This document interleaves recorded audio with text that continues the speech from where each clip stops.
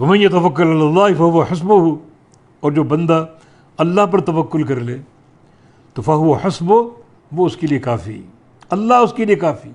یعنی توکل کی فضیلت ہے.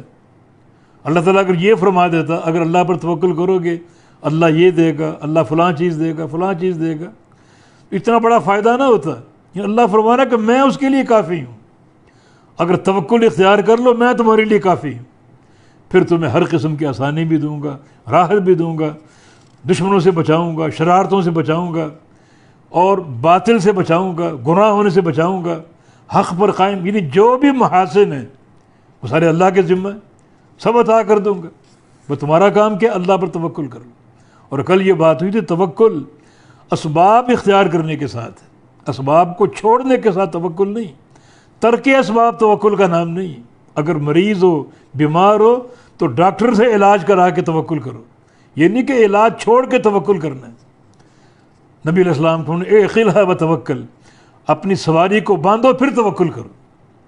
سواری کو کھلا چھوڑ کے توکل کرو، یہ توکل نہیں ہے. توکل کا معنی اسباب اختیار کر کے توکل کرو.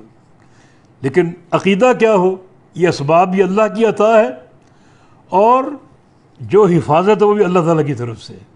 یعنی اسباب میں تاثیر نہیں ہے حفاظت کی یا کام بندنے کی یا نقصان سے بچنے کی، بلکہ اسباب اللہ کی دین، اس کی عطا ہے. اور جو بھی اس کے نتیجے میں فائدہ حاصل ہوگا یا نقصان سے بچوں گا وہ بھی اللہ کے امر سے ہوگا. یعنی سارا معاملہ اللہ کی توفیق سے مربوط ہے اور سارا معاملہ اللہ کے امر سے مربوط ہے. تو یہ اس کا یہ فائدہ جو اس معنی میں توکل اختیار کرے، اسباب میں تاثیر کا قائل نہ ہو، تاثیر اللہ کی طرف سے ہے، نتائج اسباب میں نہ ہوں بلکہ نتائج اللہ کی طرف سے ہیں. اس طرح کا ٹھوس عقیدہ ہوگا تو اللہ تعالیٰ کا وعدہ ہے اللہ اس بندے کے لیے کافی ہو جائے گا. ہر قسم کی خیر عطا فرما دے گا، ہر قسم کے شر سے محفوظ رکھے گا.